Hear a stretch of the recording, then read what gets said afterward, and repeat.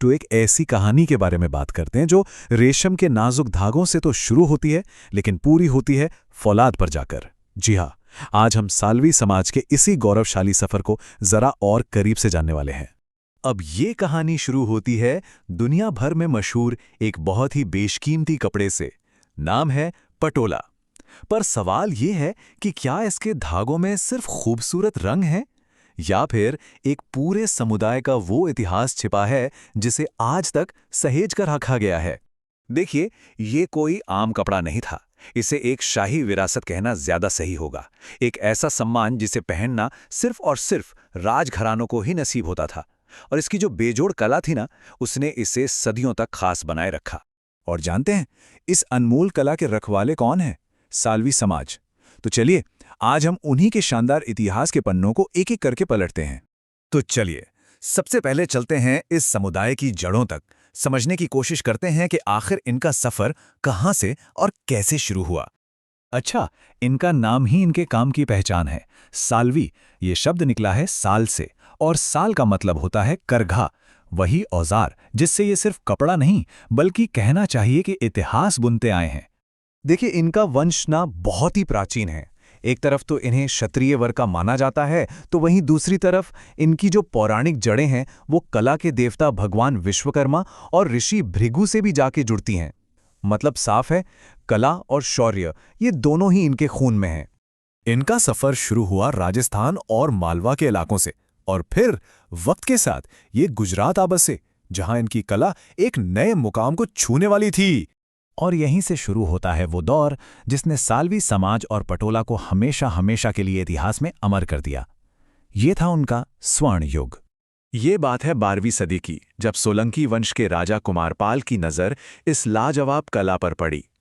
वो इस हुनर से इतने ज्यादा प्रभावित हुए कि उन्होंने इसके माहिरों को अपने ही राज्य में बसाने का फैसला कर लिया। उन्होंने कोई एक दो परिवार नहीं बल्कि पूरे 700 सालवी परिवारों को महाराष्ट्र के जालना से बुलाया और गुजरात के पाटन में शाही संरक्षण दिया। जरा सोचिए, ये उस कला और उसके कलाकारों का कितना कितना बड़ा सम्मान रहा होगा। पर राजा ने ऐसा किया क्यों?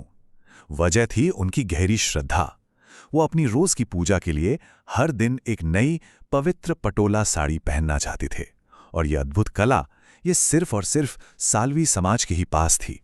और इनकी कला के क्वालिटी का आलम तो ये था कि उस पर एक कहावत ही बन गई, पड़ी पटोले भात फाटे पड़ फीटे नहीं। इसका मतलब पता है क्या है? कि पटोला पर जो डिजाइन है वो कपड़ा भले ही फट जाए, पर उसका रंग वो कभी फीका नहीं पड़ता। ये उनकी कला के प्रति जो ईमानदारी थी ना, उसका सबसे बड़ा सबूत है। लेकिन रुकिए, कहानी में एक बहुत बड़ा ट्विस्ट आना अभी बाकी था। अब हम सालवी समाज के उस पहलू को जानेंगे जिसके बारे में दुनिया बहुत ही कम जानती है। तो सवाल ये उठता है कि क्या इनकी पहचान सिर्फ इनके नाजुक रेशमी धागों तक ही सीमित थी, या फिर इनकी असली ताकत का कोई और राज भी था? और जवाब है उनकी दोहरी पहचान। जी हां, एक तरफ वो धागों से जादू बुनने वाले कलाकार थे, तो दूसरी तरफ वो फौलादी जिगर वाले योद्धा भी। सोचिए, एक हाथ में करघा और जब जरूरत पड़ी तो दूसरे हाथ में तलवार।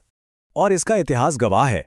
राजस्थान के मेवाड़ और मारवाड़ में जब भी जरूरत पड़ी, सालवी समाज शाही परिवारों के साथ कंधे से कंधा मिलाकर खड़ा रहा। युद्ध के समय ये सिर्फ सेना में लड़े ही नहीं, बल्कि किलों की सुरक्षा और रसद जैसी बहुत ही अहम जिम्मेदारियां भी इन्होंने संभाली। और जानते हैं, आज भी इनकी जो गोत्र और कुलदेवी की परंपराएं हैं ना, वो इनकी क्षत्रिय विरासत की कहानी खुद ब खुद कह देती हैं। तो ये तो हुई अतीत की बात, पर आज के इस मॉडर्न दौर में सालवी समाज कहाँ खड़ा है? भला उनकी विरासत किस रूप में आगे बढ़ रही है? तो सबसे पहले तो उन्होंने अपनी कला की उस लौ को आज तक बुझने नहीं दिया है। पटोला आज भी दुनिया में बेजोड़ मानी जाती है, और इसी कला के लिए इस समाज के कलाकारों को पद्मश्री और अनगिनत राष्ट्रीय पुरस्कारों से नवाजा गया है। लेकिन ये कहानी सिर्फ कला तक ही सीमित नहीं है। आज इसी सालवी समाज से आईएएस और आईपीएस अफसर, बड़े बड़े नामी डॉक्टर और इंजीनियर निकलकर देश का नाम रोशन कर रहे हैं। मतलब कला की विरासत तो है ही, उसके साथ साथ अब वो देश के भविष्य को भी गढ़ रहे हैं। तो ये कहानी है एक ऐसे अटूट धागे की जो रेशम की नरमी और फौलाद की मजबूती दोनों से मिलकर बना है।